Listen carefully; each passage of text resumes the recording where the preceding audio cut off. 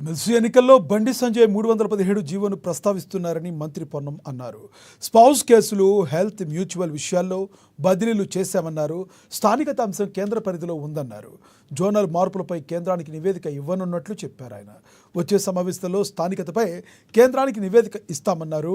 GO number 317 సమస్య పరిష్కరిస్తామని ఎన్నికల ముందు చెప్పామని, ఉద్యోగులు కాంగ్రెస్ ప్రభుత్వంపై విశ్వాసం ఉంచాలని ఆయన విజ్ఞప్తి చేశారు.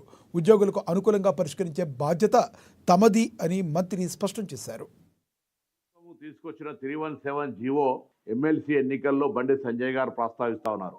317 సబ్ కమిటీ సభ్యుడిగా ఇప్పటికే స్పౌస్ కేసు కానీ, హెల్త్ గ్రౌండ్స్ కానీ, మ్యూచువల్స్ కానీ ట్రాన్స్ఫర్ చేసినాం. స్థానికత్వము కేంద్ర ప్రభుత్వంకు సంబంధించినటువంటి అంశంలో ఉంది.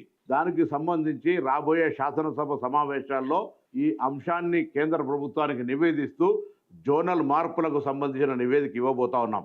నిరుద్యోగులారా, ఇది తప్పకుండా కాంగ్రెస్ పార్టీ ప్రభుత్వం చేసే బాధ్యత. మీకు ఎన్నికలకు ముందు హామీ ఇచ్చినాం 317 సమస్య పరిష్కరిస్తామని. ఈ రోజు కూడా మా మీద విశ్వాసం ఉంచండి. ఇప్పటికే దాని మీద దామోదర్ రాజనరసింహ గారి నాయకత్వంలో శ్రీధర్ బాబు గారు, నేను 317 కమిటీ ద్వారా అనేక సమావేశాలు ఏర్పరచుకొని మీ సమస్యల పరిష్కారానికి, ఉద్యోగుల సమస్యల పరిష్కారానికి మా బాధ్యత నిర్వహిస్తా ఉన్నాం.